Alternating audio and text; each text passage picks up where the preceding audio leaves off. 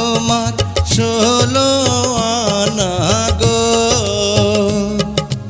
ও ও সখী বলি যে তোমায়, এই বয়সে একা থাকা বড় দায়। আরে এই বয়সে একা থাকা বড়